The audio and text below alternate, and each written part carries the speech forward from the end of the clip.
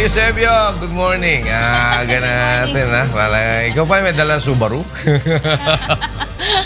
4:49 na. Yes. Hi, Rina. Ay, kuya, natulog ka ba?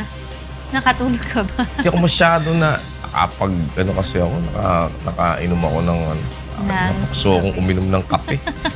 Hindi, ang sagot ko dyan, ganyan talaga mga umiedad na, di ba, kuya? Napansin ko rin. Diba? Napansin mo rin pala yun. Napansin mo rin pala yun. Aga mo nagising eh. Aga ko rin nagising, pero maaga ko natulog. Oo nga, maaga ka natulog. Dapat sa buntis natutulog ng maaga. Baka di pa kayo gising ha. Pakikalabit nyo na yung mga dapat nakalabitin at gisingin. At mga bata na papasok sa eskwela. Naawa din ako sa mga bata ngayon. Na maagang gumigising. Aga gumising. Oo, yung iba talaga parang kailangan magising sila as early as 4:30 para ma-ehatid ng magulang sa eskwelahan ng mas maaga para maiwasan yung traffic, kuya. Kasi 6 AM pa ng traffic na. Ay, nanay ko nga dati, pag ginigising ako ng alas 6, magigising ako late na yun, 6 AM. Ano oras pasok mo? Pasok ko alas 7. Baka kapit-bahay niya na eskwelahan mo, kuya. Hindi. Sa amin naman sa Bulacan noon, Bulacan ako na nag-aaral noon eh. Hindi naman ma-traffic masyado. Pero dapat at least alis ka ng bahay, kung 7 ang pasok mo, dapat umalis ka bahay mga 6:30.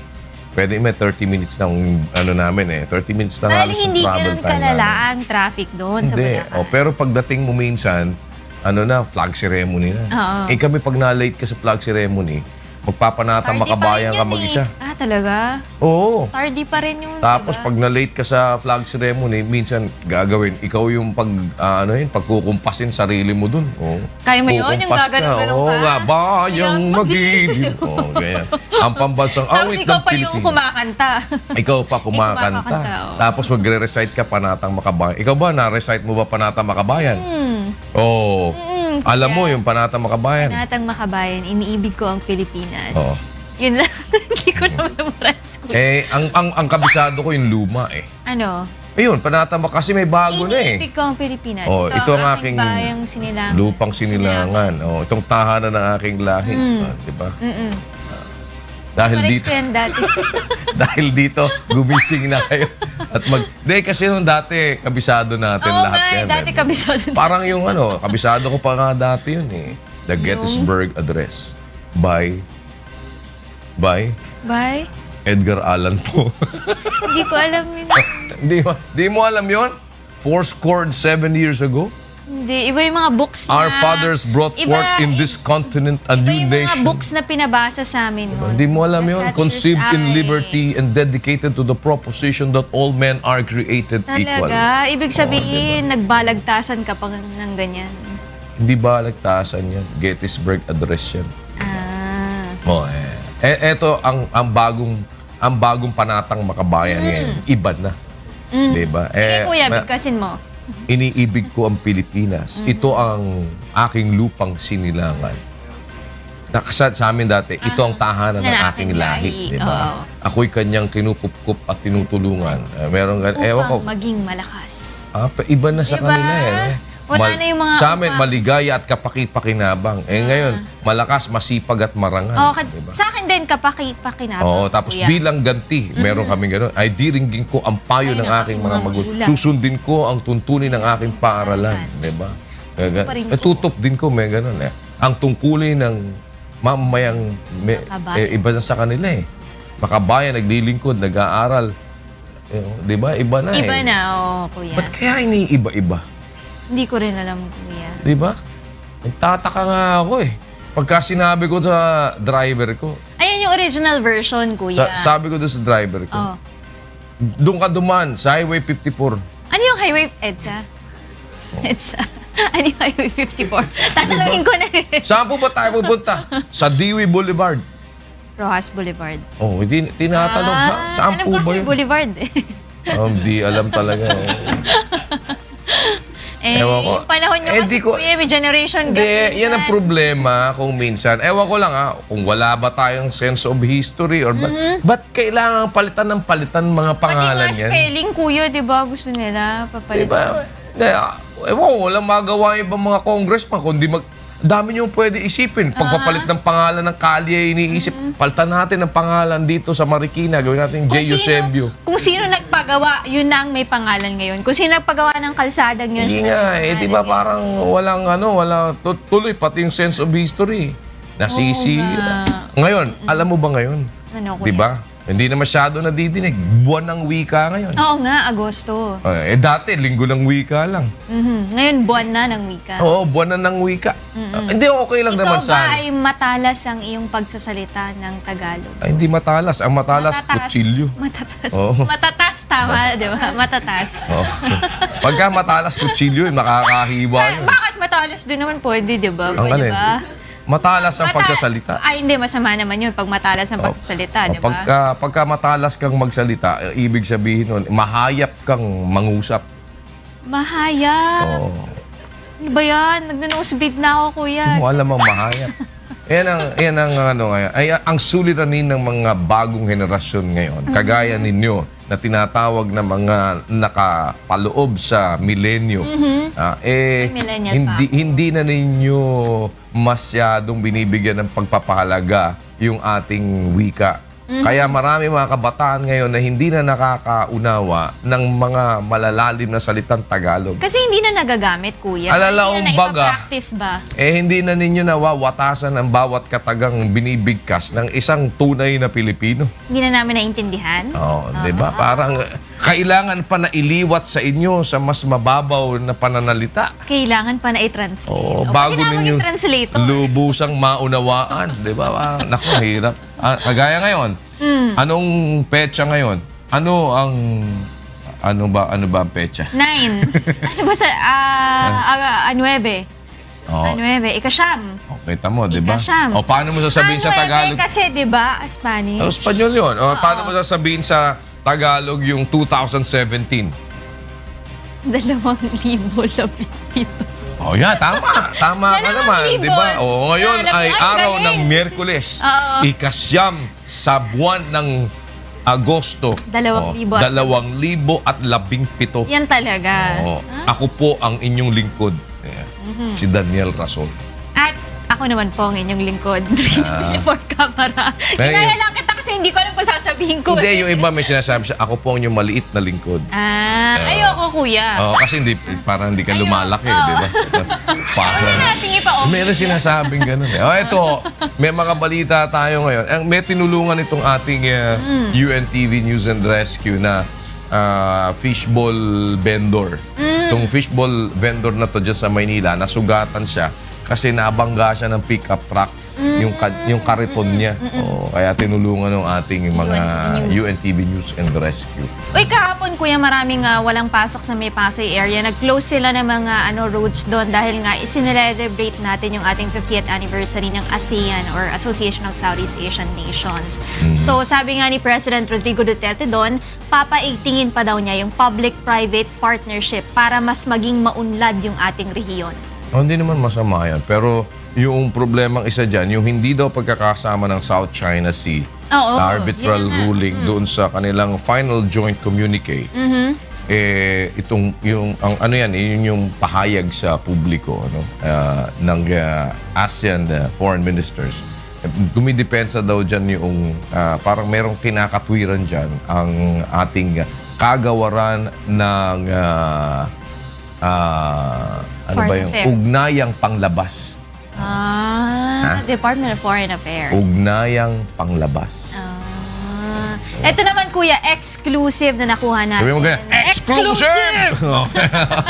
Ano exclusive? Isang kaanak ng ipinapatay umano ng pamilya Paruhinog sa Osamis City, nakapanayam ng UNTV News and Rescue Team at pinatotohanan nga nila dito yung pagkakasangkot ng pamilya sa mga illegal drug trade, kuya. Ba? Naku, nai-report natin talagang kagabi. Exclusive, ha?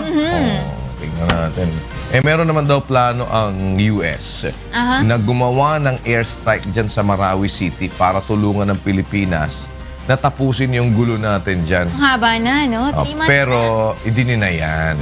Idininayan ng Malacanang. Hindi raw yan totoo.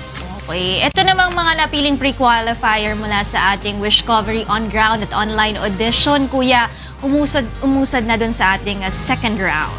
Oo, talaga. Oo. Tapos sa afternoon, di ba, meron silang magiging competition dyan, parang concert, di ba? 20 ata yung mapipili nila doon eh. 20. Yes, may 20 yan. Oo. 20. Tama. Sasama yan. Ipipresent sila doon sa anniversary ng Wish. When is that? August. Oo, tama. August, di ba? August. This year na ba? Next year pa. This year. This year na. Hindi, ipipresent pa lang sila. Yung qualifiers. 20 qualifiers. Ipipresent sila doon sa anniversary ng Wish. Naku, gusto ko manood niyan, kuya. Hoy, pakinggan mo yung ano. Yung? Maganda yung Tuesday with Dr. Clark. Talaga? Anong oras, kuya? Alas 8 ng gabi hanggang alas 12. Kaya ko pang makinig niyan, alas 8. Pero ano yun, merong special story doon na pagdating ng 9 ng gabi. Mga love story na ba to? Oo, mga love personal story. stories talaga. Marami Kagabi, nagpapadala. di mo napakinggan. Kagabi, Tuesday kagabi. Tuesday. Kapareho ba ng storya namin yan? Tuesday with Dr. Clark. Hindi. Yung sa'yo, storya maganda, happy ending ka eh. Yung kagabi, medyo makabagbag damdamin. Talaga? Oo, yung tungkol sa kanyang love life nung college. Kiniwento niya. Parang ang kanta niya nga dapat sa dulo, kaya lang bago na eh, hindi niya inaano. Anong kanta niya pala, kuya? Dapat, marami eh. Oo. Marami, pero dapat ang lapat na kanta doon yung hanggang ngayon, siya pa rin yung ikaw pa rin ang iniibig ko. Oh my gosh, I love Di ba? that Dapat ganun pa rin eh. Pangarap ka. Ang isa sa mga kanta niya noong mga panahon nila. Ano ba yung kanta mo doon? Desperado. Alam mo ba yun, Desperado? Desperado. Alam niya, Di ba yun, di ba? Why don't you come to your senses? Akala mo kasi bata pa ako, pero matanda na talaga ako. Hindi, joke lang. Oo, kasi minsan nakakadaya yung height eh. Hindi, pagka Tuesday yun. Tuesday. Oo, merong may special sa Wish yung sa gabi. Yung 8 to 12. Yun yan, Tuesday. Alam mo, kuya, pag mga heartbroken yung mga tao, Clark. masayang pinapakinggan yung mga ganyang stories. Kasi kapupulutan din nila ng naiiyak nga sila, pero masaya sila. Hindi nila experience yun, di ba? Oo, naiiyak sila, pero masaya sila. Okay. Oo, daming umiyak kagabi. Talaga? Daming nag-text dun sa ano. Ako pa naman, madrama akong tao. Huwag nyo na akong paiyakin. Pero sa bagay, pag nakakaiyak naman talaga yun, maalala mo yung mga dati, di ba? Oo, kuya. Tapos Dati naalala ko yung umiiyak ka dati. Talaga, Oo, kuya. May video pa nga eh. Pag mapasok ka dito, hanapin ko nga yung mga ano mo na. Huwag na, kuya. Itapon na natin sa baon yun. Anong nangyari sa'yo, Rina? Sabi mo, Kuya! Puso at isip. Di ba? Puso at isip. Oy, ito ho, tinulungan ng UNTV News. Ito nga yung fishball yung fishball vendor dyan sa Maynila na nasugatan dahil nabangga nga siya ng pick-up truck, yung kariton niya. Sarap Merong, babalita sa atin yan ni Asher Cadapan Jr. Live! Asher, unsa ka man ba? Yes. Magaling mamili ito si Asher ng Tingnan mo Asher Ayan ang dapat gayahin nila. Wala siyang ilaw. Humanap ng poste. Di ba? Kala mo Instant ilaw na. Di ba? Tumapat siya doon sa ilalim ng poste. Di may spotlight siya ngayon. Di ba? Ano nangyari dyan, Asher? Yes, kuya, nagtamo nga ng mga sugat at gasgas sa binti at braso at bukol sa ulo si Jeric Del Mar, 30 anyos, isang fishball vendor matapos banggain ng isang Ford Ranger ang kanyang kariton sa kanto ng F Calderon at sa May Lamayan Street. Ganap na alas 7 kagabi. Kitang-kita sa CCTV ang pagbangga ng sasakyan sa fishball cart at mabilis na pag-iwas ng tindero nito at pagbangga sa computer supplies store. Ayon sa driver ng pickup, pepreno sana ang driver ngunit ang silinyador ang kanyang naapakan. Agad namang nilapatan ng paunang lunas ng UNTV News and Rescue Team ang tinamong sugat ni Jeric. Pagkatapos ay tumanggi na itong magpadala sa ospital. Ayon sa barangay chairman, nakipag-areglo na ang may-ari ng sasakyan kina Jeric at iba pang naapektuhan ng aksidente kaya't hindi na magsasampa ng kaso ang mga ito. Sa ngayon, napag-usapan naman ko kung ano yung mangyayari sa mga damages na within 3 days ayusin ng may-ari para kahit paano mabayaran yung kanya mga ano.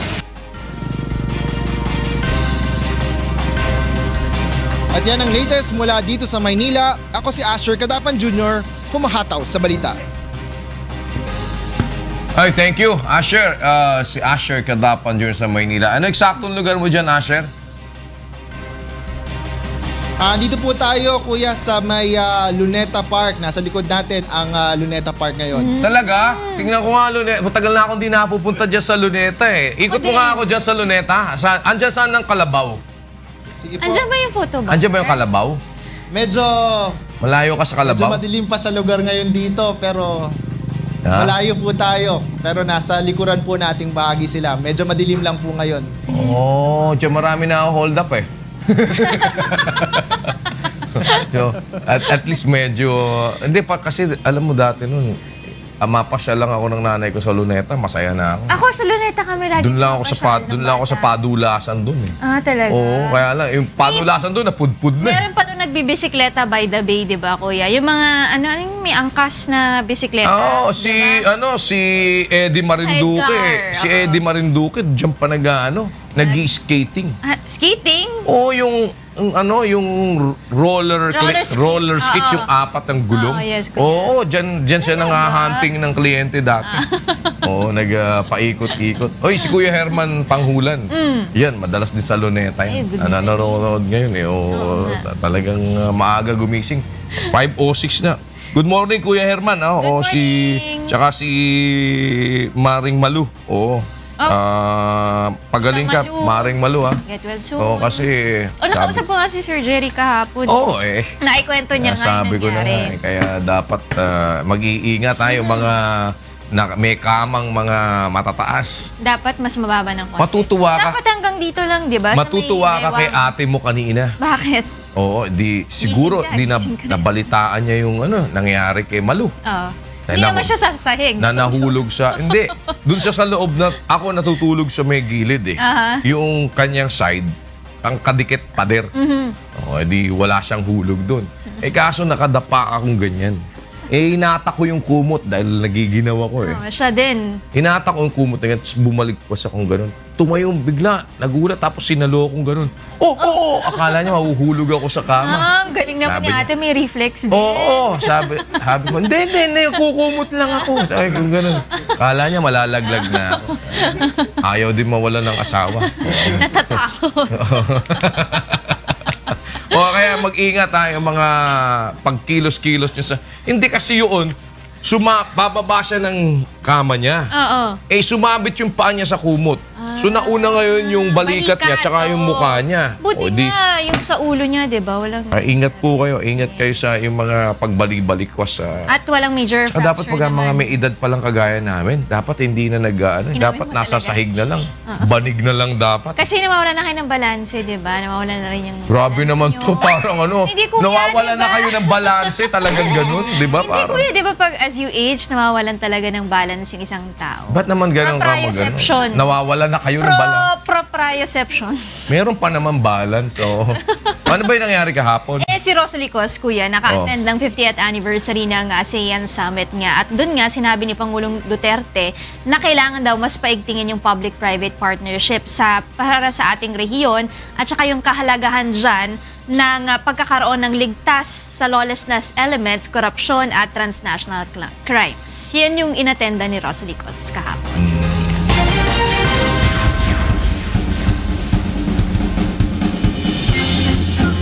Kahapon ng mismong araw ng ika-50 taong pagkakatatag ng Association of Southeast Asian Nations o ASEAN, kinilala ni Pangulong Rodrigo Duterte ang foreign ministers ng mga bansang Indonesia, Philippines, Malaysia, Singapore at Thailand na nagtatag ng isa sa ngayong itinuturing na isa sa pinakamalagong economic community sa buong mundo. Mula sa 5 orihinal na kasaping bansa, nasa 10 na ang member states na nagsusulong ng positibong pagbabago para sa mga mamamayan nito. At upang ipagpatuloy ang nasimula ng mga founding father ng ASEAN, ipinanawagan ni Pangulong Duterte sa mga kapwa ASEAN member ang pagsusulong ng private-public partnership upang maiahon sa kahirapan ang kanilang mamamayan. Indeed, the ASEAN Business Advisory Council's Alliance for Prosperity for All is showing how the inclusive business model can help achieve growth of our MSMEs and our peoples in the grassroots. Ipinaalala rin ng Pangulo ang pangunahing layon ng pagkakatatag ng ASEAN, ang pagkakaroon ng maunlad at mapayapang pamumuhay para sa mga mamamayan. We want a region that is secure, where our peoples can live without fear from the lawless elements and the debilitating effects of corruption and transnational crimes. Mula sa Pasay City, ako si Rosa Licozo, mahataw sa balita. Pinapaliwanag naman ni Secretary Alan Peter Cayetano ng DFA yung reason bakit yung final joint kasi merong yung resulta noong sa arbitral tribunal regarding dun sa yung hindi kasi naisama dun sa final joint communique yung pahayag sa publiko dito sa ating territorial dispute. Di ba may lumabas na dyan na result ng arbitral case natin pero hindi nakasama doon sa mga binanggit ng ASEAN ministers doon sa kanilang communique. Ewan ko, may dinidepensa daw dyan, sabi ni Nel Maribuhok. There's no doubt that we do not like the actions of some players, including China, in the past.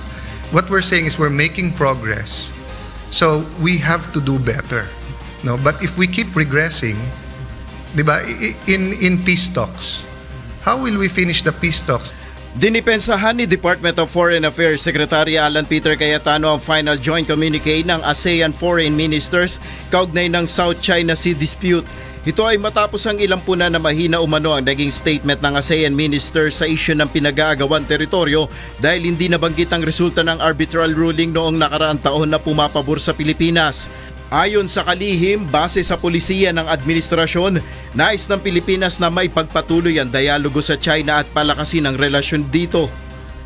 Is your objective to shame China or confront them? Or is your objective peace and stability in the South China Sea and get the COC passed? Whether the land reclamation was there or not, and it is there, the reality on the ground is that people have stopped reclaiming. Tiniyak naman ni Secretary Cayetano na isusulong pa rin ng Pilipinas na maging legally binding ang bubuuing Code of Conduct sa West Philippine Sea sa gitna ng mga hamon na posibleng harapin nito. The problem with legally binding, is okay, what are the penalties? And if the penalties, what are the mechanisms for adjudication? What tribunal, what court? And then after that, who will enforce? Mula sa Pasay City, ako si Nel Maribuhok, humahataw sa balita. Ito, maano to No, may pala yan. Di pwedeng gawing witness yan. Kinakwento mo kanina. Yung na-interview natin. Oo. Exclusive. Oo, kuya. Talaga. Sa Parahinog. Ano lang nangyari doon? Kasi nga kuya, diba? Exclusive nga kuya. Bakit nga ba si Wing Fernandez? Siya yung nakausap dun sa isa sa mga pamilya doon na ipinapatay yung manok. Delikado. Buhay ni Wing Fernandez. Talaga kuya. Ayoko na magbalik. Ayoko na. Siya nakakuha. Oo kuya. Exclusive. Padinig nga ako. Pinatutuhanan ng isang kaanak na biktima umano ng pamilya Paruhinog ang mga aligasyong kinasasangkutan ng mga ito, pangunahin ng illegal drug trade. Ayon kay alias Winnie, walang ibang salarin sa pagpatay sa kanyang kapatid na isa ring politiko kundi ang mga Paruhinog. Pag ako'y namatay, hanapan niyo si Nova. Mention the name, Nova, Ardot. Ang tirador nila is Jimmy Chan, sina Halap, Ipok. Yan ang mga tao papatay sa kapatid ko. Bukod pa rito, may mga kamag-anak at kakilala rin daw sila na pinapatay ng mga Paruhinog kahit pa mga tauhan nila ang mga ito. Nagpasalamat si alias Winnie dahil unti-unti nang nabibigyan ng hustisya ang mga naging biktima ng mga ito dito sa Osamis City. Pinatutuhanan din ni alias Winnie ang kawalan ng kapangyarihan ng mga pulis sa kanilang lugar dahil nasusuhulan ang mga dating hepe na napupunta dito. Very good, Espinido.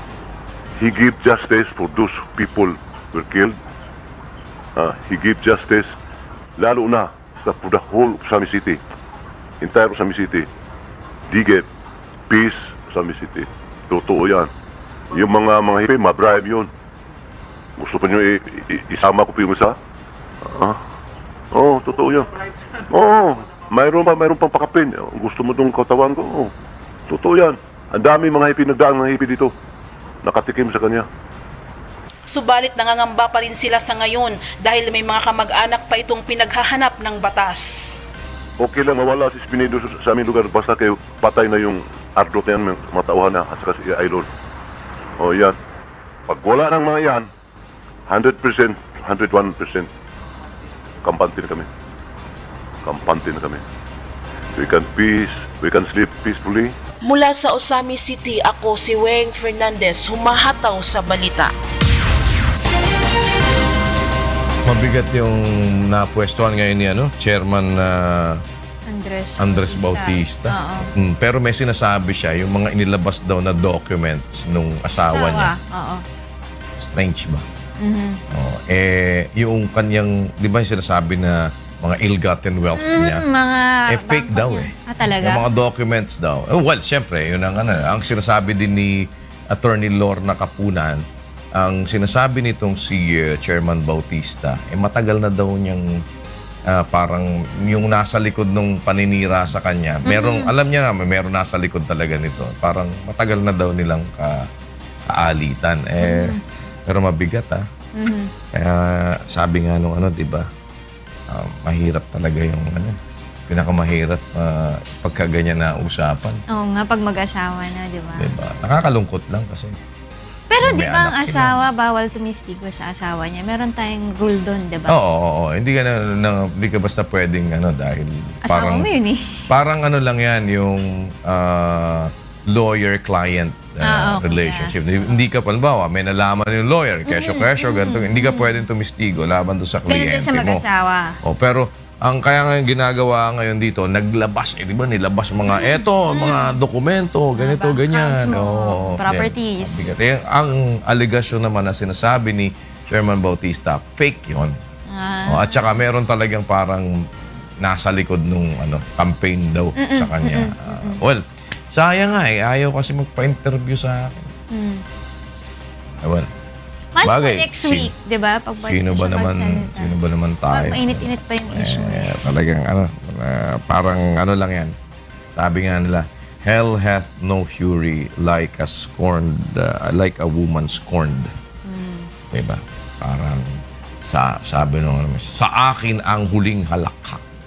Kanina naman kaya ang huling halakak dito, kuya?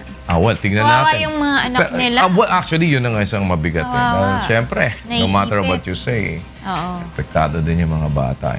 Ang hiling nung asawa is economic tsaka emotional sabotage na protection, di ba? Kasi parang yun daw yung nakikita niya, economic and emotional sabotage. Sabi nung isa, ikaw, parang ganun. Merong mga issue kanina, pinag-usapan sila Don Tinoro, sila na bading daw, tsaka babaero, may mga daw. Yung isang side naman, sinabi din niya, di ba? I'm a victim of infidelity. Yun din yung sinabi niya, di ba? Kaya ganun, sabi nga. Sabi siya, bakla ka ba? Ako, binigyan ako ng baklaba. Doc Joseph. Ibang baklaba, matamis. Sabi ko, baklaba yung ginagamit sa airsoft. Binigyan ako ng baklaba. Pastries pala. Mas masarap naman daw yun, kuya. Pero mabigat tong laban ng mag-asawa na to. Parang maisip mo din, di ba? Nakakalungkot dahil sa dati kayong parang 17 years silang nagsama. Tagal nun, kuya. Tsaka may anak, di ba? Siyempre mga bata. Ilan taon ba yung youngest? Hindi ko alam, kuya, pero 4 yung anak nila. Ewan ko, may binabalita nga ito si Aiko Miguel tungkol dyan sa Muling sinagot ni COMELEC Chairman Andres Bautista ang mga pahayag ng kanyang asawa Kabilang na dito ang tungkol sa 260 million pesos na settlement na hinihingi nito. To me, it was really a pure money play on her part. She wanted 200 for her, 75 each for the children. That's 4 times 75, which is 300, plus the 2 Pacific units, which is 120. So that's where the 620 came from. Papatunayan rin umano niya na peke ang mga dokumentong ipinakita ni Patricia Paz. Wala rin anya siyang hawak na mahigit 30 bank accounts na may malaking halaga. Naniniwala rin itong si Attorney Lorna Kapunan ang nasa likod ng tila demolition job laban sa kanya. Ayon sa poll chief, matagal na silang may hidwaan ngunit itinanggi niyang idetalye pa ito. I had nothing to do with my wife retaining her, but neither did I have anything to do with my wife firing her. My issue was that it seemed to me that she had an agenda different from that of her client. Sina Bautista at Kapunan ay dating magkatrabaho sa PhilComSat POTC. Sinubukan naman ng UNTV News and Rescue na kunin ang panig ni Attorney Kapunan, ngunit hindi pa ito sumasagot sa aming mga mensahe. Samantala, inamin din ni Bautista na may mga referral fees na tinanggap siya sa Divina Law Office, ngunit walang kaugnayan sa kanyang posisyon sa COMELEC. Mula sa Maynila, ako si Aiko Miguel, humahataw sa balita. So, parang ang sinasabi pala doon, si Attorney Lorna Kapunan ng ano? Abogado ni ano? Hindi, ang nasa likod ng ano? Parang sa likod ng isang grand master plans. Diba? Parang demolition job. bigat na ito. Sana. Ano ba sabi ni Attorney Lorna? Ayaw din ba magpa-interview sa akin? Ayaw, kuya, diba? Sinabi na ni Miss Hindi si ano. Tumatangi pa sila ba? ngayon. 3 yun, diba? In-invite ni Miss D. Sabi niya wala daw ni isang umokay. Oo nga. Tagay. Natatakot daw sila kasi magtanong sa'yo. Kung tanong ka. Hindi naman ako tatanungin nila eh. Ako magtatanong sa kanila. Hindi nga. Natatakot nga sila na ikaw yung magtatanong sa kanila, diba? Pareho lang din naman itatanong ko sa tinatanong sa kanila. Iba lang siguro paraan. Kasi ngayon, baka may inaayos pa sila patungkol sa issue na yan. Bakit doon sa iba nagpapa-interview sila? Mapa, malayat pa ke. Hindi. Di ba? Oo, kuya. Di basta ako kasi pag tatanong lang ako. Ano naman? Ganun talaga. Oy, 5:21 na! Stoy! Yung mga nasa bahay, pagisingin nyo na, yung mga dapat kanina pa nandito. Si Cheryl Soriao, late na dumating. Talaga? Oo, naunahan ko pa eh. Ang aga mo kasi, kuya, hindi ka talaga natulog eh. Diba? Hindi ako... Hindi. Nahiga ka lang. Nasa control. Ngayon lang nasa control yan. Kanina ko pa hinahanap yan eh. Saan si Cheryl? Pagdating ko, saan na si Cheryl? Wala pa. Di pa pa dumadating. Ano oras pa call time yan? Di ba? Dapat mas una call time nila kaysa sa atin? Ha? Ano si Jun Soriao? Miyerkules ngayon, Jun Soriao. Bakit? Sige. Kuya, si Representative Albay, Representative Edsela Lagman nga. Galing dito na isang araw. Di ba nag-request na siya na ipahukay muli yung labi ni former President Ferdinand Marcos doon sa mga libingan ng mga bayani. Tahimikin nyo na naman. Yung bangkay. Kuya, diba? Pero mas pinaigting nga ng Korte Suprema yung kanilang unang desisyon nga na ilagak nga doon yung bangkay ni former President Ferdinand Marcos. At 10-5 yung naging botohan. So 10 yung bumoto na pabor sila. Na wag na hukayin. Oo, yung mga hindi naman. Sino yung mga pumabor? Ito sina Associate Justice Presbitero Velasco Jr. Anong posisyon yan? Pumabor sila na hukayin? Pumabor sila na hindi na. Wag na hukayin, kuya. So, 10 yan. So, kasama din dyan si Associate Justice Diosdado Peralta, Justices Lucas Bersamin, Associate Justice Mariano del Castillo, Teresita de Castro, Justice Jose Mendoza, Justice Estela Perlas Bernabe. Kasama na rin si Justice Samuel Martirez, Justice Noel Tiham at Justice Andres Reyes Jr. Tapos 5 naman yung tumutol sa desisyon. Kasama na dyan si Chief Justice Maria Lourdes Sereno, Senior Associate Justice Antonio Carpio, Associate Justice Marvic Leonen at Associate Justice Francis Hardelesa, Associate Justice Alfredo Benjamin Kagiwa, kuya. So yung mga justice na yan, gusto pahukay pa nila. Papahukay na naman sa Oo nga. Pero sabi nga nila, si ano din si Kong Erin gusto ipahukay. Talaga. So dapat sumama siya doon, 10-6 na yun. Parang tama na ho. Parang let's heal the wound of the past, di ba? Oo, kuya. Pero Pakinggan natin yung naging pahayag ni Attorney Teodoro Te. Of the court's decision dated November 8, 2016. The court's decision dated November 8, 2016 dismissed the petitions for absence of grave abuse of discretion relating to the challenge to the order to allow the burial of former President Ferdinand Marcos at the libingan ng mga bayani. Marami sa mga taga-suporta nga ni former President Marcos yung naging dismayado dun sa mga naging petisyon at desisyon at plano nga ni Representative Lagman na maghain ng motion pa dyan. At sabi nga nila, November pa lamang last year, natapos na yung issue na yan patungkol nga sa Marcos burial, kuya. Nakakalungkot lang, di ba? Parang andun tapos ipapalipat yun. Hindi kasi parang ang laki-laki pa rin ng sugat na binibigay sa atin. Tapos na. Noong biruin mo, bangkay na lang. Diba, bangkay na lang. Ano pa, problema pa natin. Wala na nga yung pang bangkay na. Parang nagiging point of divisiveness pa ng mga Pilipino. Kung ano na lang kaya, padala na lang natin saan? Sa ibang Pilipino.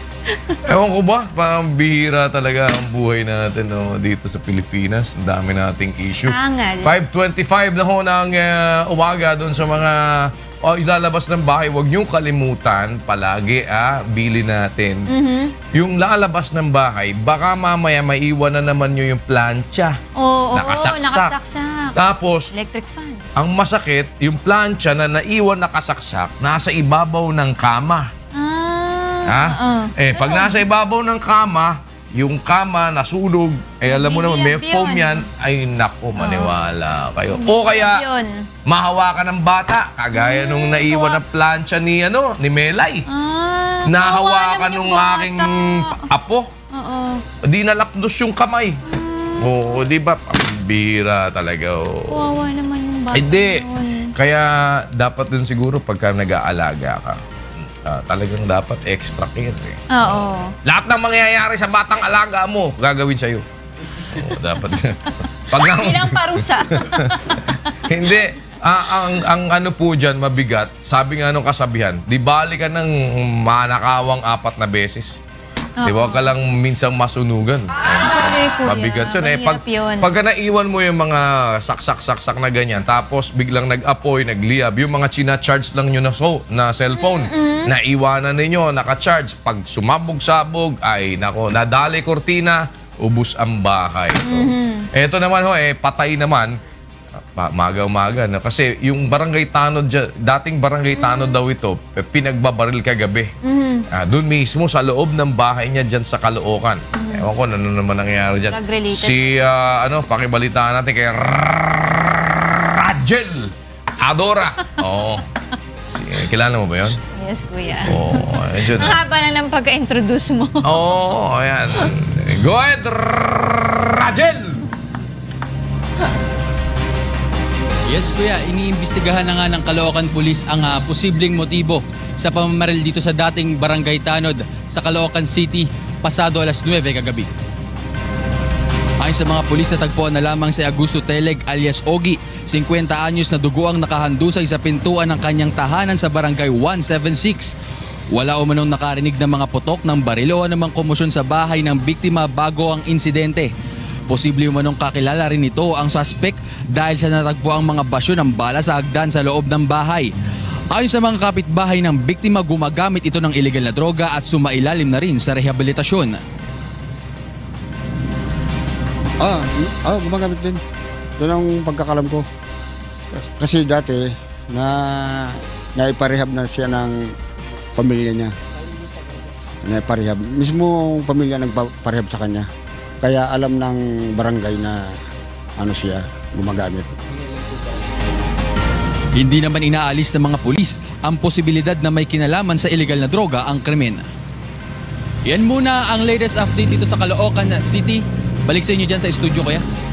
Anong budol-budol? Sige. Oo. Salamat, Rajel Adora. Meron ba? Rajel, malapit ka na ba sa bakery? Yes, Yes, kuya. Meron na ba ang bakery dyan? Drugstore kuya, pa rin. Medyo malayo po kami sa bakery. Wala po tayong natatanaw na bakery. Pero meron po ditong coffee bendo. Ako, Ben. Hindi, nasa coffee shop kami. Gusto ko tinapay. Oo, nasa malapit pala siya sa bakod. Diyan ka ba nakatira? Palagi nga dyan. Yan na. Okay, tingin tayo na. Malapit po dito yung bahay namin, kuya. Sabi ko na nga ba. Lagi ka namin dyan nakikita nakatambay eh. Sige. Papunta ka naman sa dapat pala, wala bang pwedeng tumayo malapit sa Kamuning Bakery? Kay Mr. Kay Wilson. Oo. Parang Pwede kami mag-live doon. mukuluan tiyang ko. Diba, masarap yung pandesal na mainit. Parang ang gusto ko ngayong umaga, parang gutom na ako. Hindi, alam mo, meron ako nakain. Meron kami nakainan dati na, saan ba ako nandun nun? Na country. Meron sila, sa Singapore. Meron silang doon, meron silang bacon doon na masarap isama sa masarap isama sa, pangalan nun, yung hot cake. Tapos yung hot cake, lalagyan mo ng maple. Hindi ako mahilig sa pancake or hot cake. Tapos, kaya lagyan mo ng strawberry jam. Tapos lalagyan mo ng Hindi rin ako mahilig sa mga jam. kaya pwede yung pork and beans. Ay, masarap yan. Pork and beans, kukuha ka ng Pero hindi sa pancake, hindi sa hot cake. Yung tawag doon, yung croissant. Croissant, Yung croissant na medyo mainit-init. Tapos yun, may butter. Tapos lalagyan mo ng konting butter, tsaka strawberry jam. Ay, ako na may strawberry. Tapos yung pork and beans. Tapos meron kang yung malutong na bacon. Naku, ang sarap nun. Alam mo, kuya, nagugutom na rin ako. Ang sarap nun. Nagugutom na rin ako. Pero ano ba yung budol-budol gang, kuya? Budol-budol. Oo nga, yung mga nambibik. Yun ba yung tumatawag? Kasi sabi mo, dugo-dugo yun, di ba? Yung dugo-dugo. Dugo-dugo. Dugo-dugo. Yun yung tatawag. Ganun yung nangyari kay dito yung kaibigan ni Jerry Panghulan. Yun, tatawag. Sa tawagan ka, si kaibigan to ni Ian. Kasi hindi mo siya matatawagan ngayon, hindi siya ganito. Tapos, nagkaroon kasi ng emergency, kailangan niya, pupunta kami dyan para, sabi niya, dun daw sa may ganito, nandun yung kahon ng nyo. Alam nila. Yung na-monitor ka na at saka, natandaan mo yung pinatago daw sa'yo na ganito, kunin mo yun. Yung mga ganon, tipong uutusan ka nila, lalo kapag yung kasambahay mo yung naiiwan lang sa bahay, di ba, minsan sila. Isang miyembro ng budol-budol nga yung naaresto nila dyan sa isang... yung budol-budol, iba naman yung budol-budol. Meron parang pera-pera yan na na ang laman, papel. Iba yung sa dugo-dugo pakwento na natin kay Reynante Ponte kung ano nangyari. Sige nga, malaman. Reynante, go ahead. Yes, Rina, sa presito nga ang bagsak ng isa umanong miyembro ng Budol-Budol Gang matapos nga itong makita ng mga biktima nito sa isang mall sa Mandaluyong City pasado alas 7 kagabi. Agad nga silang tumawag ng security guard para mahuli ang suspect na si Adonis Dequilla, 38 anyos. Ayon nga Rina sa mga pulis, dati na nga nakulong ang suspect dahil sa kasong pagnanakaw. Nakatakas naman ang kasabwat niya na si Isidro Padilla. Kwento Rina ng isa sa biktima, nasa Ukay-Ukay store sila sa Cubao noong nakaraang linggo nang lapitan sila ng dalawang suspect at inalok na bentahan ng cellphone.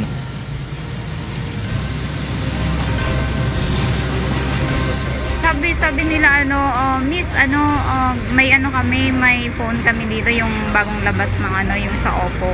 Tapos sabi nila okay naman yun, kung gusto nyo 3K to, mura murang-mura na, tapos sabi namin, o sige, oo, tapos sabi naman, may assurance naman daw na kung sakali, pwede namin ibalik yun.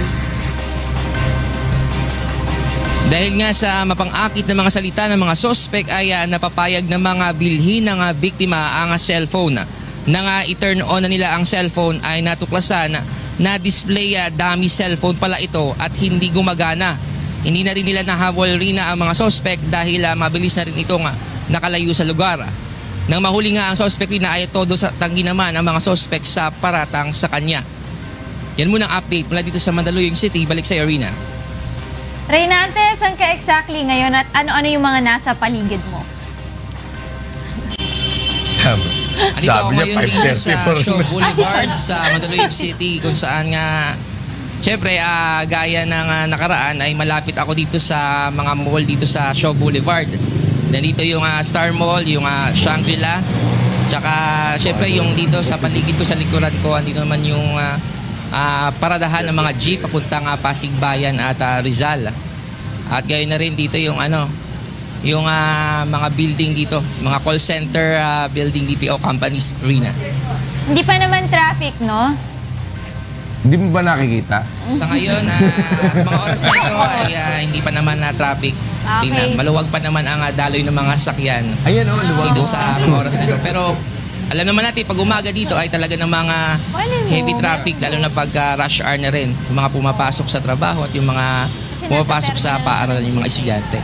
Alright. Thank you so much, Reynante Ponte. Nangatwiran pa. Hindi kasi nandun siya sa terminal eh. Malay mo, di ba? 5:35 na nga daw. Sabi nung ni Edita, ano ibig sabihin nun? Inaambahan mo kami? Lalaban ka dito? O, nahamon ka, oh. Malaki braso ko ngayon. Ha? Nahamon ka, oh. Huwag ka, malaki braso ko ngayon. Sige, sige, magsamantala ka na. 5:36. So today is August 9. Yeah. Oh, it's August 9. 2017. How are you, mate? 2017. So what's the latest in the world news? Let's find it out from the angel without wings. Without wings. Okay. How are you today? Doing good. You're doing good. Yes. Oh, great to see you. Thanks for asking. Oh. How about you? Oh, just fine. Same as you. Do you know what time is it? Same old. 5:36. Of course, I know the time, and the producer is already there. I know, and the VP is looking at us. So you better do your job. I know. Okay, you better do your report. Yeah. All right, thank you, Kuya. Here are the news from different parts of the globe.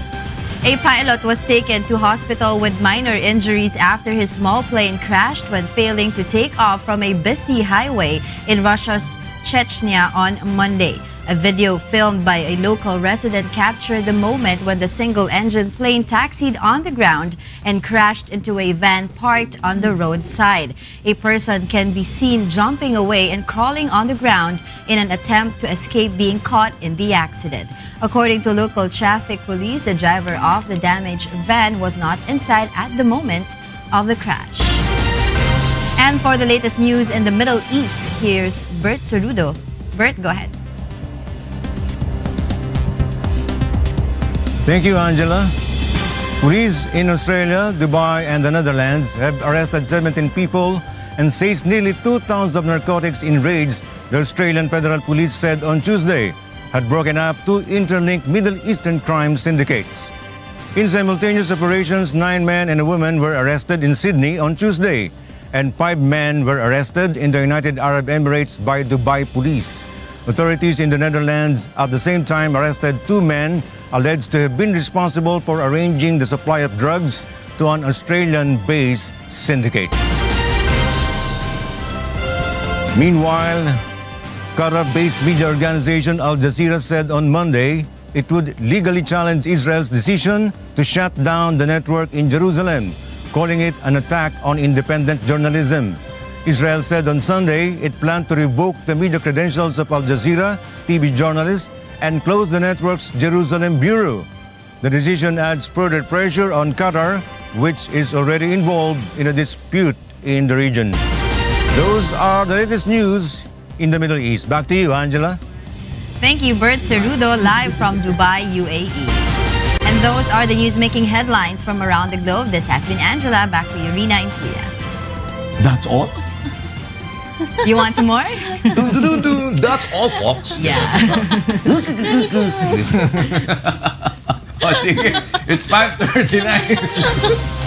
Alam mo ba? Looney Tunes. Alam mo yung wacky races, di mo alam eh. Oo. Ito yung mga dapat yung abangan mamaya po. Meron tayong mga balita mamaya. Ano? What's up, Doc? Ito, plano daw po ng US na magsagawa nga ng airstrike sa Marawi. Yun ang sabi nila para tulungan ang militar natin. Tapusin na yung gulo doon sa Marawi. Pero yan po ay pinabulaanan ng Malacanang. Kuya. Mamaya sa balita natin. Ito naman, Comelec, magsisimula na daw sila dun sa pag-iimprenta nila ng nasa 70 milyong balota na gagamitin para dito sa barangay at sangguniang kabataan elections despite na posibleng mamove yan sa May 2018, Kuya. Lang. Sayang, di ba, yung mga balota? Yun daw hong daan-daang mga residente naman sa 4 na barangay sa Opol, Misamis Oriental lumikas dahil nga dito sa takot na sumiklab ang kaguluhan dyan. Pagkatapos daw po na namataan na naman yung mga nasa 50 miyembro di umano ng New People's Army dun sa area nila. At syempre, yung mga napiling pre-qualifier mula sa ating Wishcovery on-ground at online audition sa iba't ibang panig ng bansa, umusad na sa ikalawang bahagi ng kompetisyon. Yan! Susunod na po ang Get It Straight. 8 na ba? Hindi pa. Hindi pa. Sa oras. Siyempre po, good morning sa inyo lahat. 5:40 para sa mga nagtatama ng relo. Ako pa rin yung Kuya Daniel Rason. And Rina Villamor Camera. At kasama yung Alin na nasa dulo. Wala na. Ayan pa pala. Model ka ba ng ano? Dapat tinawakan ng dart. Hoy, gising na ho! Gising na! Baka malate kayo. Gising na ba kayo?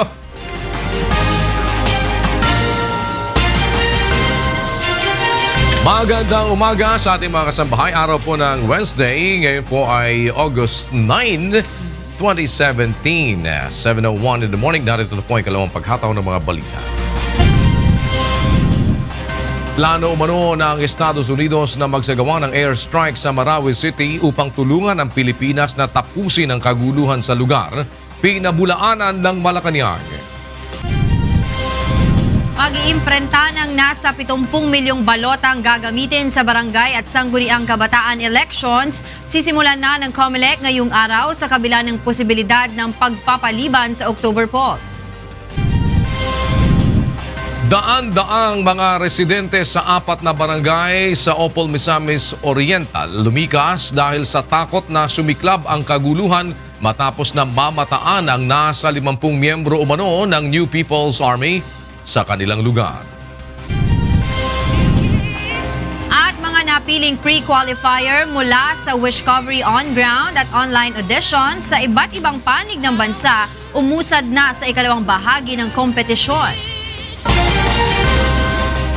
Sa detalye ng mga balita, pinabulaanan ng Malacanang ang umano'y plano ng Estados Unidos na magsagawa ng airstrike sa Marawi City bilang ayuda sa Pilipinas sa problema sa ISIS-inspired mounted terrorist.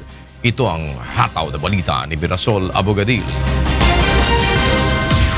Lumabas ang isang ulat mula sa NBC News, isang American broadcast network na kinukonsidera umano ng Pentagon na payagan ng US military na magsagawa ng airstrike sa Marawi City sa pamamagitan ng drones. Ito ay bilang tulong sa Pilipinas na sugpuin ang ISIS-inspired multi-terrorist group. Gayunpaman, itinanggi ng Malacanang na nagkaroon na ng pagtalakay ang Philippine at US government hinggil sa issue. Dagdag pa ni Presidential Spokesperson Ernesto Abella, hindi ito nabanggit ng militar nang dumalaw si Pangulong Duterte sa Marawi City kamakailan. Kapwa rin itinanggi ng Department of National Defense at Armed Forces of the Philippines na may pag-uusap na sa kanilang level o humiling sila ng ganitong uri ng ayuda sa Amerika. Batay sa pahayag ng AFP, tanging technical assistance lamang, pagsasanay at hindi direktang military actions ang maaaring ipagkaloob ng Estados Unidos sa Pilipinas ayon sa pinagkasundoang Mutual Defense Treaty. Ito ay liban na kung mayroong actual invasion o pananakop sa Pilipinas ng ibang bansa. Dagdag pa nito, ang ganitong uri ng military action ay kailangan pa aniyang dumaan sa masusing proseso tulad ng kasunduan sa pagitan ng mga leader ng dalawang bansa. Ako si Mirasol Abugadil, humahataw sa balita. Inamin ng COMELEC na gahol na sila sa oras para sa preparasyon ng barangay at sangguniang kabataan election sa Oktubre. Kaya naman itutuloy pa rin nila ngayong araw ang pag-iimprenta ng mga balotang gagamitin sa October polls kahit na mayroong posibilidad na hindi na ito matuloy. Ito ang hataw na balita ni Aiko Miguel. Mahaba pa ang panahon na lilipas bago maipasa ang panukalang pagpapaliban sa barangay at sangguniang kabataan elections sa Oktubre.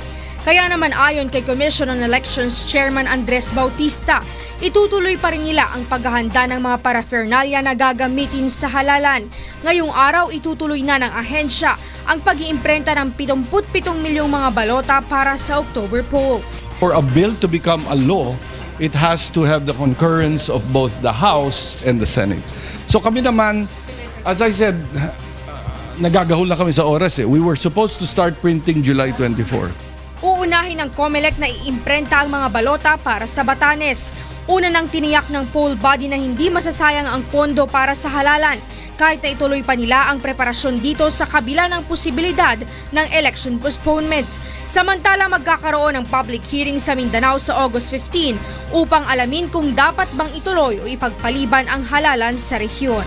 Mula sa Maynila, ako si Aiko Miguel, humahataw sa balita.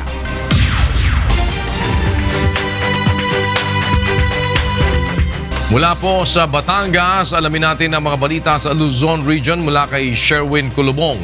Good morning, Sherwin. Good morning, Kuya. Good morning sa ating mga kasangbahay. Narito na mga balita sa Luzon Region. Arestado ang isang lalaking hinihinalang drug pusher sa isang anti-drug operation sa Lipa, Batangas kahapon. Hinalughog ng Lipa City Police ang bahay ni Juan Nome Roseda sa Barangay Kayumanggi dahil sa reklamo ng mga residente na gumagamit umano ito at nagtutulak ng iligal na droga. Nakumpiska sa lugar ang 3 pakete ng hinihinalang shabu at mga drug paraphernalia na itinago umano ng suspect sa loob ng isang sapatos. Kabilang umano sa newly identified drug personalities ang naarestong suspect.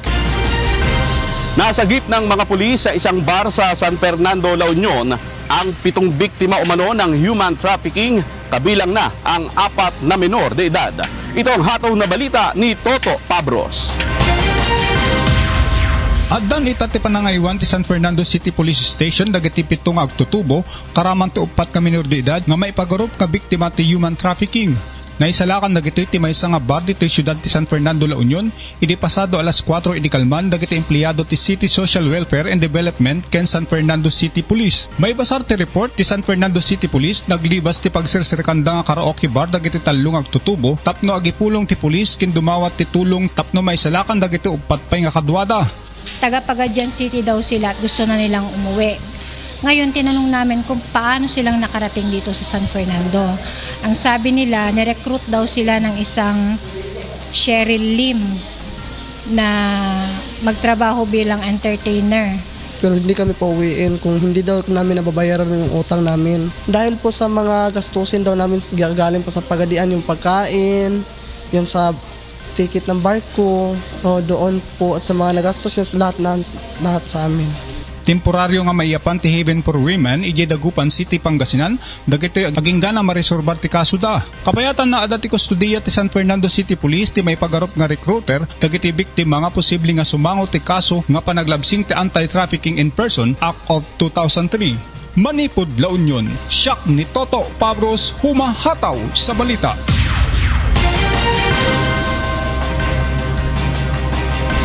At yan ang mga balita ang ating nakalap sa Luzon. Balik sa iyo, Kuya.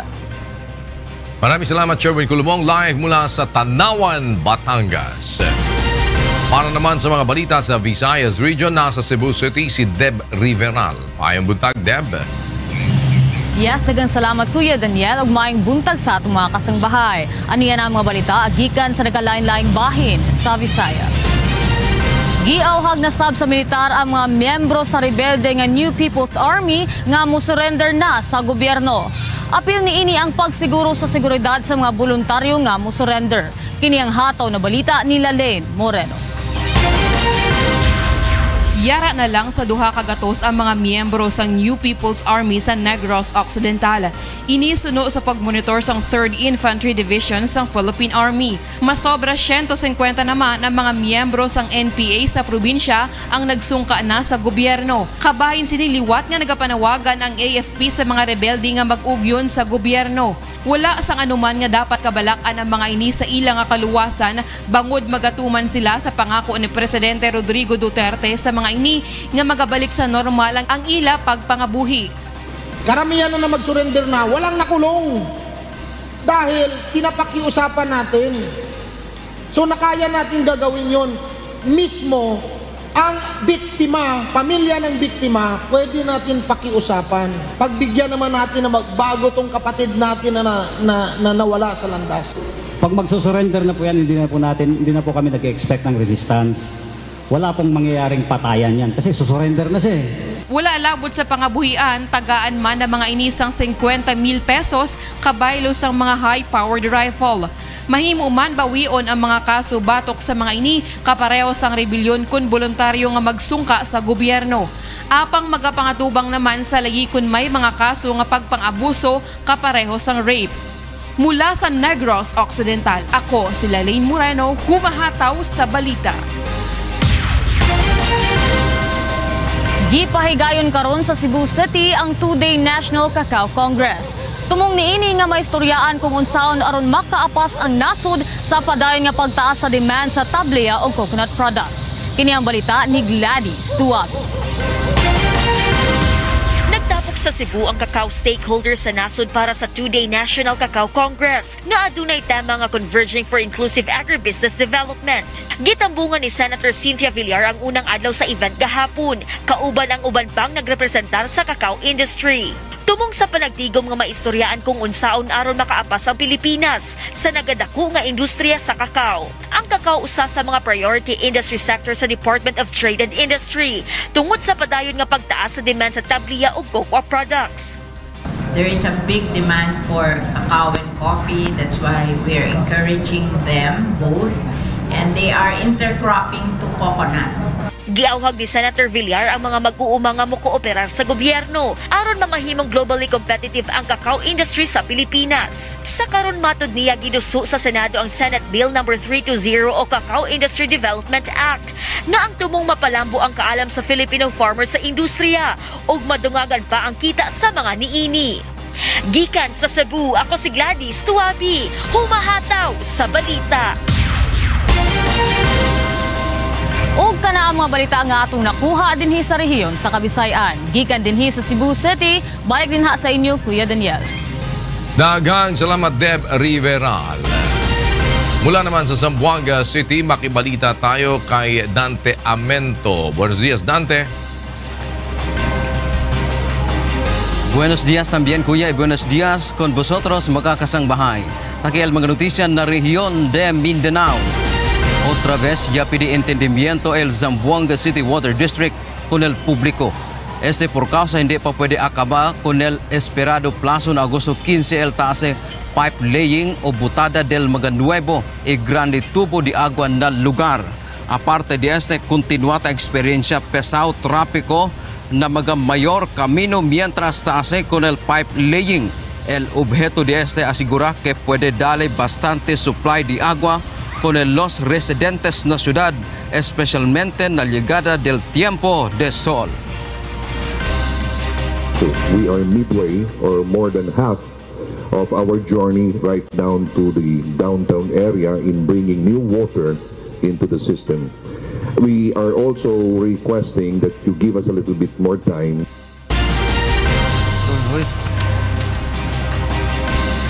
Mientras tanto, manada mga residente na 4 barangay na Opol, Misamis Oriental ya evacua el gobierno lokal. Por causa con el ay puede pasar violencia después ya puede mirar según na lugar el ya alcanza 50 mga miyembro del New People's Army. Es el hataw na balita de Jackie Estacion. Kapintulo kagatos nga residente gikan sa 4 ka barangay sa munisipalidad sa Opol, Misamis Oriental ang naakaron sa Opol Elementary School. Matod pa nila na hadlok silang mapiit sila sa kagubot sa posibleng mahitabo tungod sa presensya sa 50 kuno ka miyembro sa New People's Army na nakita sa lugar. Gapamatyo nila ang mga sibilyan. Nakaroon, murag ibating hadlok ba? Kami, pag-order sa kuan, mga sundalo, nagsupuin sa tumpagon nga ipababa mi kay hadlok ko dun mindaan. Matod pa kay Municipal Disaster Risk Reduction Management Officer Engineer Romel Lonoy, Lunes sa hapon nila gisugdang gipapahawa ang mga residente gikan sa mga barangay sa Kauyunan, Nangkaon, Tinggalan ug Limunda. Apan aduna pay kulang-kulang 2,000 ang kinahanglanon na e-evacuate. Kagahapon kay nagdeklara na og state of emergency ang lokal na kagamhanan sa Upol aron dayon na matagaan ug ayuda ang mga apektadong residente. Ngayon, ginagamit na po natin kasi kadideclare po lang na po natin ang calamity. So we can use our 30% quick response fund. Gisiguro usab sa kapulisan na nagtinabangay na sila sa militar aron na maklear ang area. Yun ang pinagsikapan natin during the meeting kanina. Nag-commit naman si Mayor na as much as possible hindi aabot ng 2 weeks na ma-clear na ang area at na makabalik na yung mga evacuees natin. Mula dito sa Upol, Misamis Oriental, ako si Jackie Estacion, humahataw sa balita. Esa el mga notisya ya sa kakitaan na rehiyon de Mindanao. Desde aquí en Ciudad de Zamboanga, vira con vosotros otra vez, Kuya Daniel. Gracias Dante Amento, vivo en Zamboanga City. Samantala, alamin naman natin ang balita sa labas ng bansa mula kay Rina Villamor Camera. Rina, go ahead. Thank you, Angela, and here are the news from different parts of the globe. A Spanish migrant aid group in the Mediterranean said one of their boats received a threatening radio call from the Libyan Coast Guard on Monday morning while patrolling international waters. A spokeswoman said the Libyan Coast Guard had fired shots into the air in the direction of the NGO boat. A Libyan Coast Guard spokesman said one of its patrol vessels had fired 2 shots into the air after finding the Spanish boat exactly 12 miles from the Libyan coast, an area he said was for Libya to patrol. Italian Foreign Minister Angelino Alfano told a news conference on Tuesday that Italy's effort to help the Libyan Coast Guard was a work in progress. And for the news in North America, here is James Bantuyan. James, go ahead.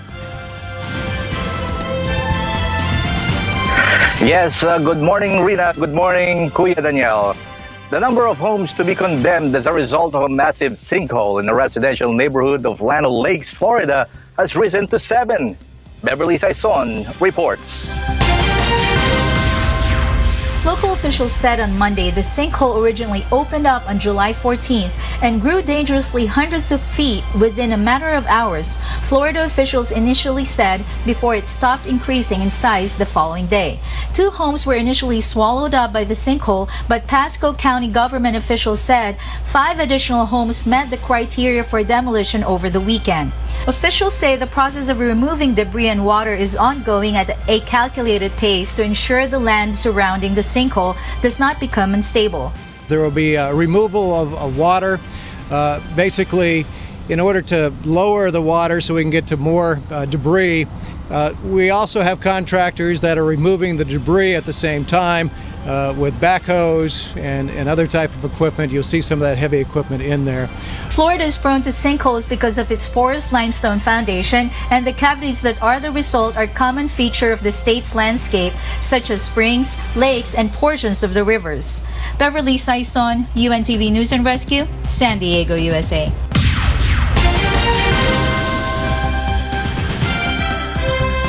Hundreds of Haitians are streaming across the U.S. border into Canada, fearing deportation by U.S. President Donald Trump. According to aid workers and Quebec officials who have opened Montreal's Olympic Stadium to help process the influx.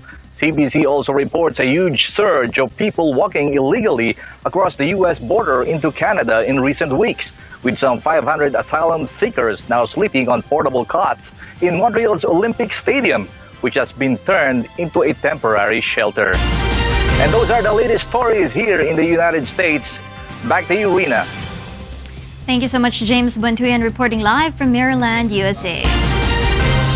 On a good note, it brings an entirely new meaning to the words chicken run.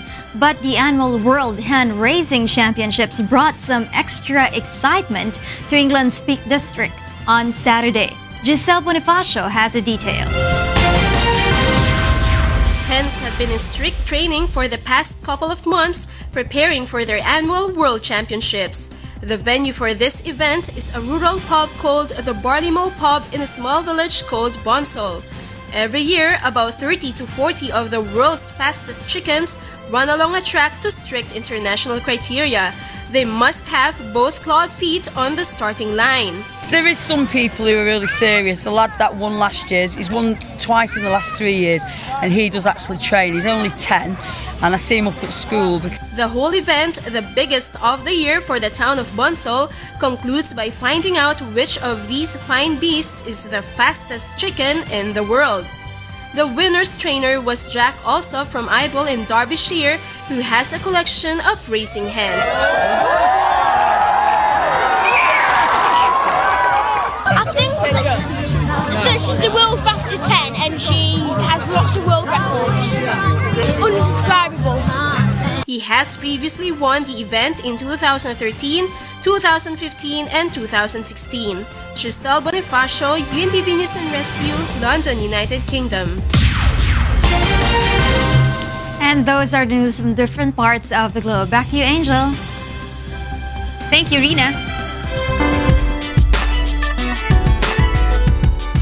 Sumalang na sa ikalawang bahagi ng screening process ng Wishcovery ang mga napiling pre-qualifier mula sa on-ground at online auditions. Ito ang hataw na balita ni Leslie Longbowen. 14 na probinsya at syudad ang pinuntahan ng Wishcovery team para hanapin ang susunod na online singing sensation. At bawat lugar na marating, nagmistulang free concert sa napakaraming mahuhusay na mga auditionee.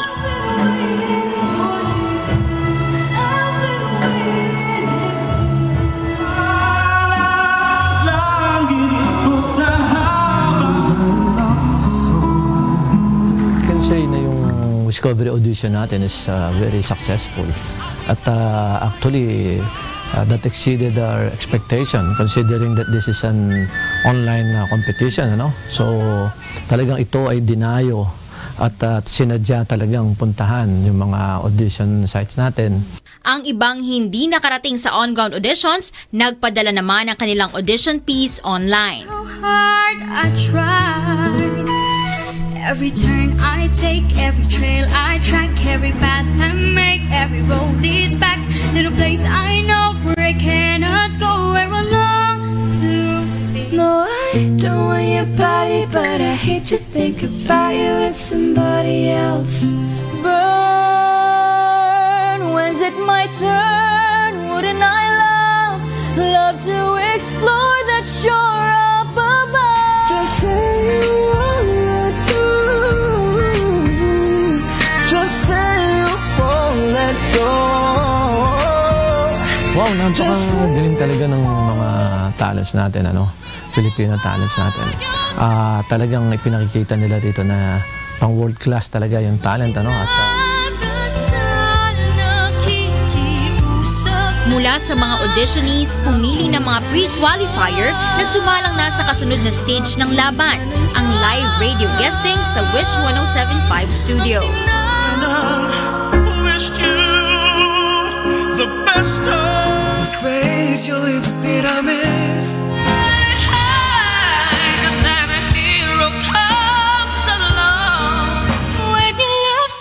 Batay sa naging performance ng mga pre-qualifier ay pipili ng 20 finalists na sasabak sa online singing competition. Ang magwawagi sa Wishcovery ay mag-uuwi ng 2 million pesos worth of cash and contract, brand new car at house and lot.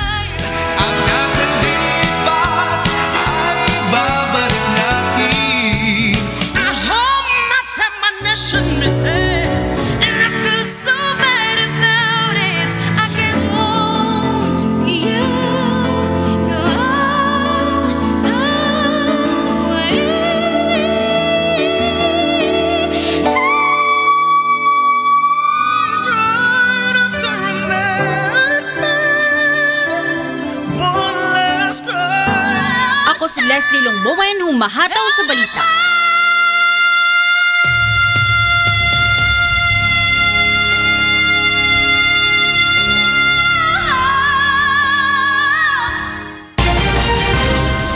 Hiningal ako. Ako din. Kinapipigil ko eh, no? Ha? Kaya ko din tumili. Anong kinakanta niya? Ha? Oo. Ano ba? All by myself. All by myself. Si Lindy yun. Ikaw na mag-isa? Ang galing. Gagaling nila, ha? Grabe, pre-qualified. Kanya-kanya lang ng ano yan. Kanya-kanya lang ng... Nainggit tuloy ako. Lalo ako na-depress. Katangian yan. Kung mga wag kang masama yung inggitera. Hindi naman, para lang Pasalamat ka dun sa pinagkaloob sa'yo. Maging ano ka, satisfied ka dun sa kung natuwa ano. lang ako, ang galing-galing nila. Magaling ka rin naman, ha? Tumiling. Tsuma, all by myself? Wag na! Ano lang, yung... Tsuma, all by myself lang. Yung part lang ng all by myself. Yung all by myself, just wanna be, di ba? Yun lang. I just wanna be all by myself. Ano ba yun? All by myself. Dapat may kasabay. All by myself lang. No, all by myself. Just wanna be, gano'n. All by myself. Oh, ano kasunod? Don't wanna be. Don't wanna be ba? O, kala ko just want to be. Just once? Just want to be all by myself. Hindi. I don't wanna be by myself. Hindi kasi kala ko, you want to be by yourself. Alis na ako. We. Pero abangan nila. Oo, ang galing, grabe. Merong special yan sa ano yata, August 31 sa, tama ba ako? August 31, may anniversary presentation. Ipe-present na doon yung 20 na finalists nila yata. Well, that's what I know. Kasi nag-elimination na sila. So, naka-trim down na yan into, I think... Tapos ilan, kuya, yung matitira para... Matitira 20 nga, yung 20. Tapos, iti-trim down yun sa 10... hanggang 5 yata or gano'n. Tapos, basta pa konti ng pa konti. Pero one finals. grand winner lang, kuya, walang mga first runner-up, gano'n. I think meron din eh. May mga ganun din. Oo, meron din. Basta yung grand winner will receive 2 million peso worth of cash and contract, and then house and lot, and then brand new car. Come on down. Wow. You are the next contestant. Grabe. Yan. Yun ang ano. May record pa. So medyo maganda-gandang chance. 1 year record ba yun, kuya? 1 year contract. 1 year contract nila.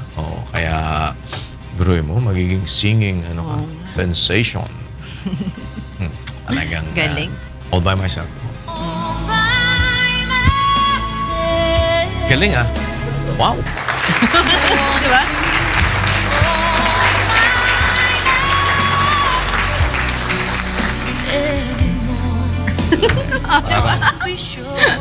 Parang ano to.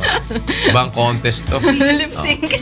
Gagawa Lip sync tayo. battle. Hindi, gagawa tayo ng contest. Ano? Lip sync Paartihan. Sino ang pinakamaarte man? Diba? Artist ako eh. Abangan niyo po yung mga announcements nila with regard to Wishcovery. Dyan sa Wish 107.5.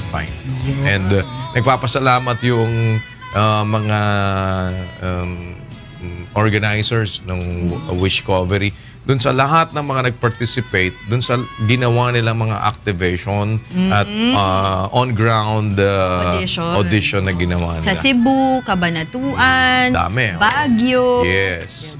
Ang dami mga nag-participate. And hopefully, pagdating nung anniversary ng Wish 107.5 ay meron silang gagawing magandang production number. Surprise para sa mga listeners nila, mga loyal. Correct, sa mga wishers.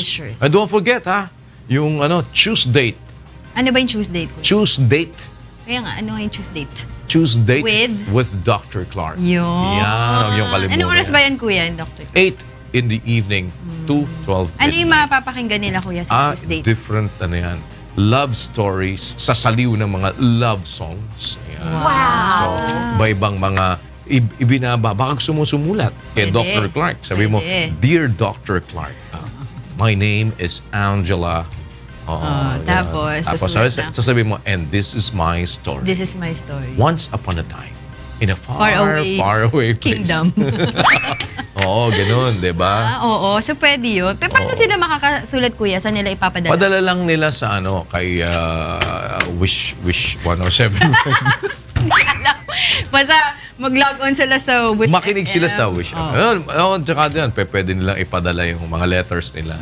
Kahit mga kwento nila sa buhay. Oo. May katumbas na kanta. Whispers of Love with Dr. Clark and Faye, si DJ Faye. Pero pagka choose date, kaya tawag na choose date with Dr. Clark. Yung merong mga iba-ibang love story na ipinapadala yung mga listeners, yung mga wishers, that will be aired. May mga nagtatanong, kuya, kung kailan daw nila nila pwedeng ma-meet o pwede ba nilang bisitahin si Dr. Clark?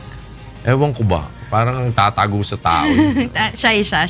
Ang motto nun si Dr. Clark, announcers are better heard than seen. Kaya sabi niya sa akin, kaya pagkausap ako nun tatago yung mukha. Ba't ba ayaw pakita mukha mo? Baka bipolar siya. Baka hindi na ako kayo makinig sa akin.